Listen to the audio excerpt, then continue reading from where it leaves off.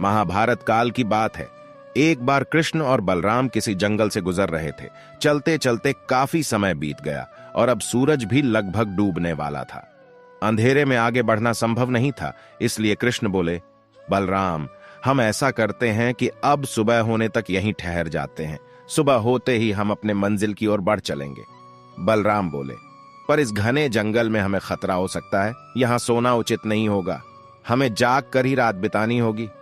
अच्छा, हम ऐसा करते हैं कि पहले मैं सोता हूं और तब तक तुम पहरा देते रहो, और फिर जैसे ही तुम्हें नींद आए तुम मुझे जगा देना, तब मैं पहरा दूंगा और तुम सो जाना। कृष्ण ने सुझाव दिया। बलराम तैयार हो गए। कुछ ही पलों में कृष्ण गहरी नींद में चले गए और तभी बलराम को एक भयानक आकृति उनकी ओर आती दिखी। वो कोई राक्षस था। राक्षस उन्हें देखते ही जोर से चीखा और बलराम बुरी तरह डर गए। इस घटना का एक विचित्र असर हुआ। भय के कारण बलराम का आकार कुछ छोटा हो गया और राक्षस और विशाल हो गया। उसके बाद राक्षस एक बार और चीखा और पुनः बलराम डर कर कांप उठे। अब बलराम और भी सिकुड़ गए और राक्षस पहले से भी बड़ा हो गया। राक्षस धीरे धीरे बलराम की ओर बढ़ने लगा।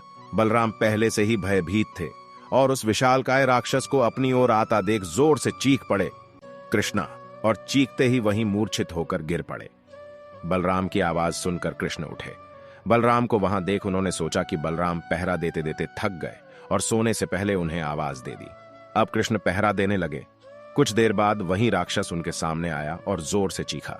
कृष्ण जरा भी घबराए नहीं और बोले, बताओ तुम इस तरह चीख क्यों रहे हो? क्या चाहिए तुम्हें? इस बार भी कुछ कृष्ण के साहस के कारण उनका आकार कुछ बढ़ गया और राक्षस का आकार कुछ घट गया। राक्षस को पहली बार कोई ऐसा मिला था जो उससे डर नहीं रहा था। घबराहट में वह पुनः कृष्ण पर जोर से चीखा। इस बार भी कृष्ण नहीं डरे और उनका आकार और भी बड़ा हो गया, जबकि राक्षस पहले से भी छोटा हो गया।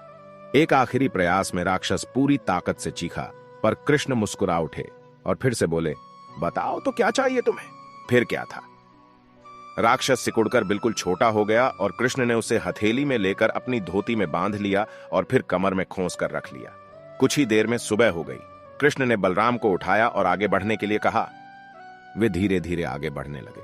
तभी बलराम उत्तेजित होते हुए बोले, पता है कल रात में क्या हुआ था?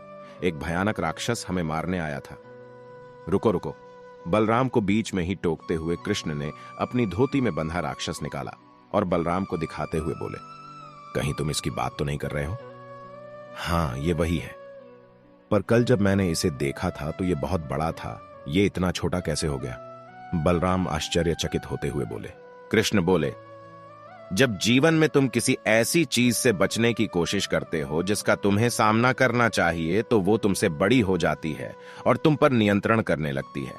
लेकिन जब तुम उस चीज का सामना करते हो जिसका सामना तुम्हें करना चाहिए, तो तुम उससे बड़े हो जाते हो और उसे नियंत्रित करने लगते हो। दोस्तों, ये राक्षस दरअसल हमारी जिंदगी में आने वाली चुनौतियां हैं।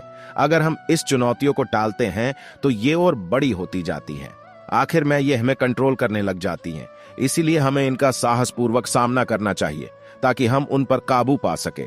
इस प्रकार चुनौतियों का डट के सामना करने से वो छोटी सी हो जाएगी, जिससे हम आसानी से उन पर नियंत्रण कर सकते हैं और सफल हो सकते हैं।